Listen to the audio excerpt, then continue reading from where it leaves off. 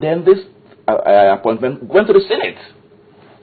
Man, the Senate has very intelligent people, good brains. And I'm sure that before they decided to approve the appointment, they would have been very, very satisfied as to her qualification and experience. And she has them in abundance. What if they made a mistake and they admit their error and want to correct The that Senate error? has never admitted the error in the approval of her appointment. What about on this particular case? Or what is the House that has said that? All that the Senate has said, to my understanding, was that since the House has passed a resolution, that they will go with them. So that, by extension, means we'll say the same thing. Well, the Senate, I'm afraid, has not, and I don't see them saying that she does not have the qualification, because that would be a self-indictment. Yeah, but if they agree with the reps, members of the House of Reps, it becomes a National Assembly resolution. And to that extent, a heavier weight, doesn't it? Well, it's a resolution that she should go. Yes, that's where they have a common ground, that she should go. But the Senate has been very careful not to say anything about her qualification. I'm sure Nigerians are also surprised as much as you are when you say, well, it's amazing that this is still dragging on. But do you smell vendetta politics in all of this? Because some are saying, why is it that it was after the little issue with a member of the House of Reps with the SEC DG that they just realized all of a sudden that she doesn't have the needed qualification for the job?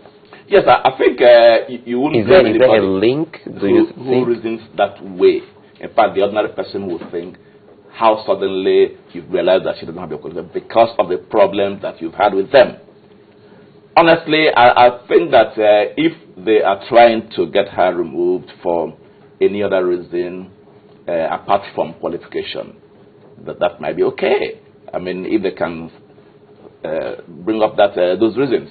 But they haven't. All they have been sticking to is the issue of the qualification, that she does not have the 15 years cognate experience. I keep the legislators that passed that act in 2007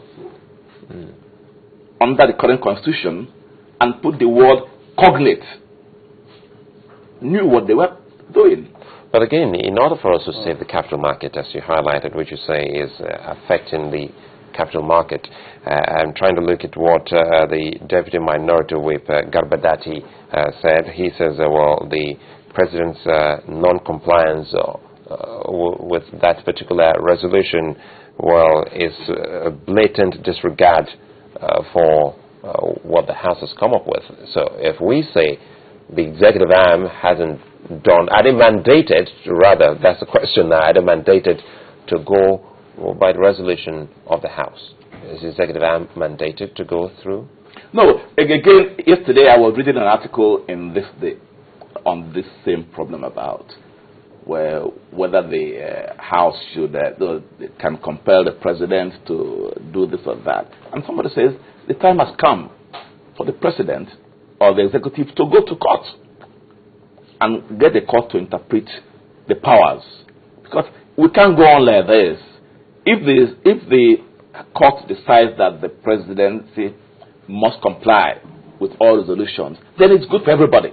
So that we now know that whatever resolutions they pass, there will be no speculation as to whether or not they have to be complied with.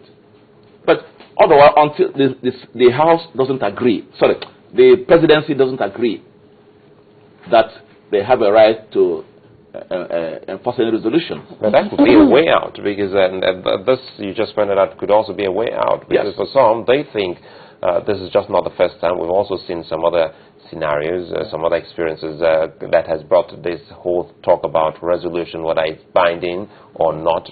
Perhaps if they approach maybe the Supreme Court for interpretation, they should be able to get all of that. But again, do you think that is the only remedy? For instance, away from the Supreme Court or interpretation, can't the executive arm, knowing full well by your own analysis and assessment that she has the qualification, she's good, she's fantastic, can't they say, okay, well, since this is holding the nation back, let's give her another job that will not, well, bring her in any competition with the National Assembly, let her continue to be relevant, being a technocrat that she's always been, and put someone else there. Well, that's a matter for the executive. I'm dealing